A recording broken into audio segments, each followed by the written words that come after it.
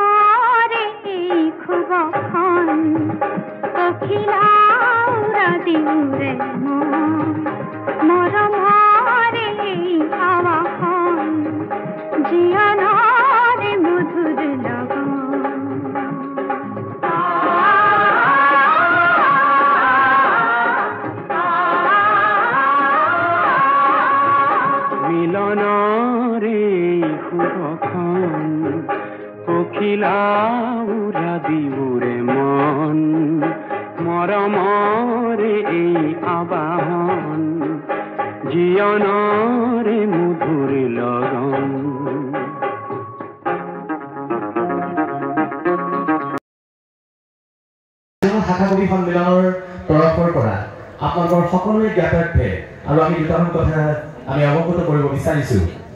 কাজিৰঙা ভাষা কবি সন্মিলনৰ জন্মলগ্নৰে পৰা মই দীপজ্যোতি শইকীয়াই সভাপতি হিচাপে দায়িত্ব ভাৰ গ্ৰহণ কৰি আছিলো আৰু সম্পাদক ৰেৱত মহন্তৰ পুৰণি কমিটিখন আমি ভংগ কৰি আমি সম্পূৰ্ণ আমি পেনেল আমি তৈয়াৰ কৰি ৰখা নাই যদিও আমি আমাৰ কাজিৰঙা ভাষা কবি সন্মিলনৰ আমি নৱনিৰ্বাচিত যিজন সভাপতি তেখেতক চিনাকি কৰাই দিম আৰু তাৰ লগে লগে তেখেতকে আজি এই যি অনুষ্ঠান সেই অনুষ্ঠানটিৰ আদৰণি ভাষণ আগবঢ়াবৰ বাবে অনুৰোধ জনাম। দায়িত্বটো খুব গধুৰ আৰু বিশেষকৈ মই কবিতা লিখিছিলোঁ, খুব সৰুতে লিখিছিলোঁ। স্কুলত যেতিয়া পঢ়ি আছিলোঁ তেতিয়া দৈনিক জনমভূমিত যিটো এতিয়া ছাত্ৰ ছাত্ৰীসকলে গম পাব মইনা চৰা বুলি আছে, সেই মইনা চৰাটোত প্ৰতিটো দেওবাৰে মোৰ কবিতা ওলায়। কিন্তু নিজকে কবি বুলি মই কেতিয়াও পৰিচয় দি মই বেয়া পাওঁ, কবি মই নহয়। বহুত জ্যেষ্ঠ কবি ইয়াত উপস্থিত থাকে, এই তেখেতসকলক মই শ্ৰদ্ধা জনাইছোঁ।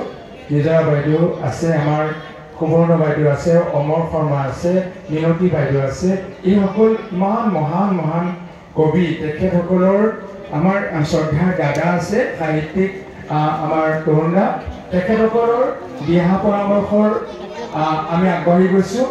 আৰু বিশেষকৈ এনেকুৱা অনুষ্ঠানবিলাকত আমি যে ভাবিছোঁ যে আমি মঞ্চত প্ৰেক্ষাগৃহত নাই, আমি মঞ্চতে বহিছোঁ মুখামুখিকৈ, কিন্তু মই ভাবিছোঁ আজি কিছু বেছিয়েই মানুহ হৈছে। সাধাৰণতে কবি সন্মিলনবিলাকত মানুহ নাথাকে আৰু ইয়াত কেইবাজনো প্ৰবক্তাও আছে, অসমীয়া বিভাগৰো আছে। নিশ্চয় তেখেতসকলে তথ্যগত কথাখিনি জানিব কবিতা সম্পৰ্কে, কবিতাৰ কেনেকৈ সৃষ্টি হৈছিল, কবিতা আদি কি, কবিতা কি ধৰণে চলি আছে, ইয়াত অন্তৰ্ভুক্তি ক'ত কৰিব, সেইটো অৱশ্যে উলিয়াব নোৱাৰি কোনো। তথাপি মই ক'ব বিচাৰিছোঁ যে সময়ে সময়ে কবিতা কিন্তু সলনি হৈছে। যিসকলে কবিতা অধ্যয়ন কৰিছে, কবিতা নিলিখা মানুহেও কবিতা অধ্যয়ন কৰে। কবিতাৰ কথা সকলোৱে গম পাইছে যে কবিতাতে এতিয়া এনেকুৱা এটা স্তৰ পাইছেহি যে আমি কবিতাত শিলত প্ৰাণৰ সঞ্চাৰ বিচৰা হৈছে। এতিয়া শুকান গছত, শুকান ডালত পাতৰ কল্পনা, পাতৰ উপস্থিতি কল্পনা, বালিত ফুলৰ সন্ধান, সেইখিনি হ'ল এটা আমি সচৰাচৰ দেখি থকা কথাটো নহয় যে বহাগতহে কপৌ ফুলে, সেইটো নহয়। কবি এজনে কল্পনা কৰি বেলেগ এটা মাহত বেলেগ এটা জেগাত য'ত এই কবিৰ কপৌ ফুলৰ কোনো অস্তিত্ব নাই, সেই জেগাটো কবিতা কবিসকলে কপৌ ফুল ফুলাব পাৰে। সেইটো হ'ল নিজৰ মনৰ কথা ৰূপক ছন্দ বা চিত্ৰকল্পতাত উপস্থাপন কৰি এই কামখিনি কৰিব পাৰে। গতিকে পুৰণি অভাৱ ক্লান্ত আছিল, পুৰণি চিন্তা অশান্ত আছিল। আজিৰ বহাগ যেন দুলীয়া বসন্ত, থিয় হৈছে হৈ তৰুণ দুৰন্ত। আমাৰ পুৰণি আৰু নতুনৰ এক অপূৰ্ব সমাহাৰ আৰু এই সমাহাৰৰ মাজত আজি আমি কবিতা শুনিম, কবিতা পাঠ কৰিম। আৰু তাতকৈ ডাঙৰ কথা যে আমাৰ যিসকলে উচ্চ মাধ্যমিক পৰীক্ষা ইতিমধ্যে উত্তীৰ্ণ হৈছে খুব ভাল ফলাফল লৈ, যিসকলে আমাৰ গৌৰৱ কঢ়িয়াই আনিছে, আমি তেওঁলোকক আমাৰ মাজত আজি পাইছোঁ। আমি সঁচাকৈ বৰ সৌভাগ্যৱান। পোনপ্ৰথমে মই তেওঁলোকলৈ অশেষ অভিনন্দন জ্ঞাপন কৰিছোঁ। বিহু আৰু কবিতাৰ এটা অপূৰ্ব সমাহাৰ আছে। বিহু গীতসমূহ যিদৰে আমাৰ প্ৰাণৰ প্ৰতিটো আবেগ, প্ৰতিটো উচ্ছ্বাস নিশ্বাস, প্ৰতিটো ঋতুৰ লগে লগে আমাৰ যি পৰিৱৰ্তন, ঠিক সেইদৰে আমাৰ কবিতাসমূহো আমাৰ বুকুৰ মাজতে এক আন্দোলনৰ সৃষ্টি কৰে। কবিতাসমূহে আমাক জীয়াই থকাৰ অদম্য বাসনা তুলি ধৰে। কবিতা সম্পৰ্কে ইতিমধ্যে আমাৰ আগৰ বক্তাকেইজনে কৈছে যে আমি কবিতাক আচলতে এটা সংজ্ঞাৰ মাজত আবদ্ধ কৰি ৰাখিব নোৱাৰোঁ। এটা খুব ভাল লগা সংজ্ঞা আছিলে, ছেণ্ট আগষ্টাইনে কৈছিলে যে যাৰ বিষয়ে নুসুধিলে বহুত কিবা কিবি ক'ব পাৰি, কিন্তু নুসুধিলে একো ক'ব নোৱাৰি, সেই হৈছে কবিতা। আৰু ইয়াৰ পৰা আমি গম পাওঁ যে কবিতাৰ সংজ্ঞা আচলতে অনিৰ্দিষ্ট আৰু কবিতাৰ পৰিসৰ ইমান বিস্তৃত যে তাক আমি এটা সংজ্ঞাৰ মাজত সীমাবদ্ধ কৰি ৰাখিব নোৱাৰোঁ। আমি বেছি পলম নকৰোঁ, যিহেতু এটা কবিতাৰ অনুষ্ঠান, আমি পোনপ্ৰথমেই কবিতাৰ মাজলৈ আগবাঢ়ি বৰ ভাল লাগিছে। মোৰ সন্মুখত এটা আমাৰ ভৱিষ্যতৰ প্ৰতিনিধি বহি আছে, তেওঁলোকৰ উজ্জ্বল মুখবিলাকে আমাৰ কাৰণে বেলেগ প্ৰতিশ্ৰুতি কঢ়িয়াই আনিছে। আমি যিটো এতিয়াও আমাৰ চকুৰ পতা হৈ আছে, আমি আশা কৰিছোঁ আমাৰ সেই চকুৰ পতাৰ সপোন তোমালোক এই নতুন প্ৰজন্মৰ তোমালোকৰ কৰ্মৰ মাজেৰে, তোমালোকৰ সপোনক বাস্তৱ কৰাৰ মাজেৰে ই নিশ্চয় প্ৰতিফলিত হ'ব। আৰু আজি কবিসন্মিলনত কবিতা এটা পাঠ কৰিম বুলি কালি ডিগবৈ কোৱা মুহূৰ্ততে মনতে ভাবিলোঁ আৰু মই লৈ আহিছোঁ। কিন্তু তাৰ আগত এটা সৰু কথা ক'ব খুজিছোঁ, সেইটো হৈছে কি যে কবিতা আচলতে কি সেইটো যেনেকৈ প্ৰকাশ কৰিব নোৱাৰি।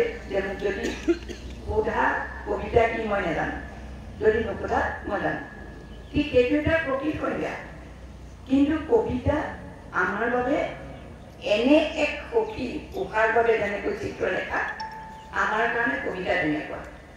তোমাৰ মনৰ কথাটো কাৰো আগত ক'ব নোৱাৰা, দুখৰ হওক, সুখৰ হওক, আবেগৰ হওক, উত্তেজনাৰ হওক, ক'বলৈ তোমাৰ সংকোচ, ক'বলৈ তোমাৰ অসুবিধা লাগিছে, সেই সময়ত কিন্তু কবিতা তোমাৰ বাবে প্ৰিয় সখী, প্ৰিয় সহচৰ। তুমি কবিতাৰ আগত প্ৰাণ ঢালি কোৱা, বুকু উজাৰি কোৱা, এটা কথা জানো, কবিতাই তোমাক বিশ্বাসঘাতকতা নকৰে। বান্ধৱীজনীয়ে কাইলৈ কম দিলে ইজনী কৰিব, দুটা তেনেকৈ কৈছিলে, কবিতাই নকয় কিন্তু। কবিতাই তোমাক আলি ফুলে যেনেকৈ তুমি ৰাখি লৈছা, তেনেকৈ তোমাক মনৰ মাজত সোমোৱাই ৰাখিব। সেইকাৰণে চোৱা, আটাইতকৈ প্ৰিয় বন্ধু, আটাইতকৈ ভাল বন্ধুৱে, আটাইতকৈ প্ৰিয় সখীয়ে হ'ল আমাৰ কবিতা। গতিকে কবিতা সতে আমাৰ এই যাত্ৰা এই অবিৰত হওক মই সেই কামনা কৰি তোমালোকলৈ মই 17/3/2024 এটা কবিতা লিখিছিলোঁ। হিচাপে কেনেকুৱা হ'ব নাজানো, তথাপি মোৰ অনুভৱ আৰু তাৰ নামাকৰণটো কৰিছিলোঁ প্ৰাক বসন্তৰ মালিকা। কাউৰীয়ে কা নৌ কৰোঁতে, জিৰিয়ে যা নৌ কৰোঁতে, বোৱাৰী পোৱাতে ফেগুজাৰিয়ে খিৰিকীৰে জুই চাই ক'লে, জিমিৰ ল'ৰালি পোৱাটো ৰিহাৰ আচলত বান্ধি তুমি বোলে আঁকি আছা, বৰদৈ জিলাৰ কথা। সেই চিনাকি আদিকে কৈছোঁ বকুলৰ বাকৰিতে কপৌ কেতেকী ডবৰৰ উলটি টনাকে বান্ধি লৈ মই ৰৈ থাকিম, মই জানো তুমি আহিবা। নৈ ঘাটত নিৰিবিলি জানো, পুৱা দুপৰ অথবা আলফুল আবেলি বাৰী বতাহত মহৰ পিঠিৰ পৰা উকি তুৰি পিঠিত উঠি মই আহিমেই। মোৰে শপত, বুজি নাপাব গ'লেই, তুমি নাহিলে যে একোৱেই নাহিব। নাহিব ঢোলৰ গিৰিজনী, নাচনীৰ গিৰিপণি, অথবা চিপ চিপ মেঘৰ আনন্দৰ উচুকনি। বিদ্যা শপত, আহিবা দেই। ক'তো নহ'লেও কহুৱা ধৰাৰ কোমল পৰশত গান মানে তুমি আন তুলে সুবিধা পাম। মই ফুৰি উঠি তোমাৰ বুকুৰ মাজত হৃদয় দিলা। বঢ়িয়া। কবিৰ জেপ আন কাৰো বাবে বাছ ভাড়া নাথাকে। অৰ্থ নতুন মানুহক দিবলৈ তেওঁৰ ঘৰত নাথাকে পনিয়ন পুৰণি কামিজ। কবি নিজেই নিশ্চ ৰিক্ত হাত, হয়তোবা তেওঁ নিজেই নিক্ষীণ, সেয়ে তেওঁ প্ৰেছক্ৰিপশ্যন পঢ়িব নোখোজে। পুষ্টিহীনতাত ভোগা কোনো শিশুৰ মুখত গুজি দিব নোৱাৰে কবিয়ে প্ৰতি ভিটামিন। কবিয়ে এৰাই চলে কোৰ্ট কাছাৰীৰ ঝামেলা আৰু ট্ৰেজাৰী চালান।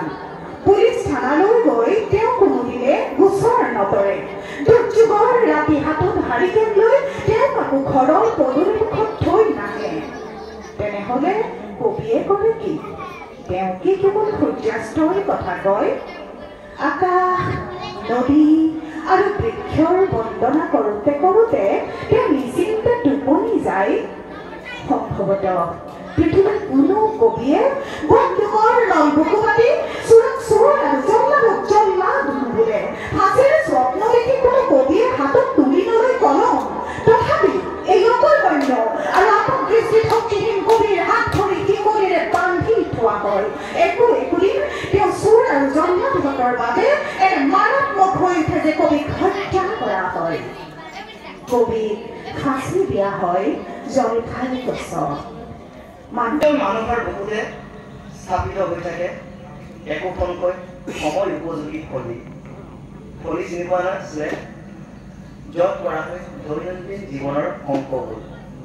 এই যে আখৰ চিনিব নোৱাৰা মোৰ আয়ে মোক পৃথিৱী চিনিবলৈ শিকাইছিল, তাতেই স্বাক্ষৰিত হৈছিল প্ৰামাণিকতাবোৰ, পৃথিৱীৰ চাৰিওফালৰ গাণিতিক উপপাদ্যবোৰ। ইকনমিক্সৰ কোনো এটা সূত্ৰ নজনা দেউতাই মোক শিকাইছিল জীৱনৰ শ্ৰেষ্ঠ অৰ্থনীতি। তাত সংযোজিত আছিল অভিজ্ঞতাৰ সূত্ৰ। কবি সন্মিলন, কাজিৰঙা কবি সন্মিলন, বহাগৰ আবেলি কবিতাৰ আড্ডা, কাজিৰঙা কেন্দ্ৰীয় বিহু সন্মিলনৰ বাতৰি। মৰমৰ ভাইটি দিব্যজ্যোতিৰ মৰমীয়াল মাতত মই যেন প্ৰাণ পাই উঠিলোঁ। খোলা হাঁহি এটা মাৰি এনেদৰেই হাঁহি মাৰিবলৈ লাগে বুলি আমাক অৱশ্যে তেওঁ কৈছিলে।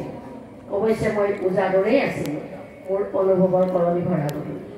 কাজিৰঙা কবি সন্মিলন, বিহুৰ মাদকতাই কৰিছে সোণোৱালী। সৰু বৰ কবিয়ে মেট মৰা সম্ভাৰ লৈ কৰিছে বিহুতলী শুৱনি। প্ৰেৰণাৰে উৎসাহিত কৰি আবেলিলৈ সমাজৰ সেউজ বনত জিলিকি উঠক সোণতৰা জোন বলি।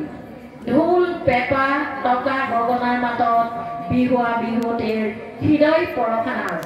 বিহুৰ বাকৰিত লগাইছে খলকনি আমাৰ যেন তত নাইকিয়া গান।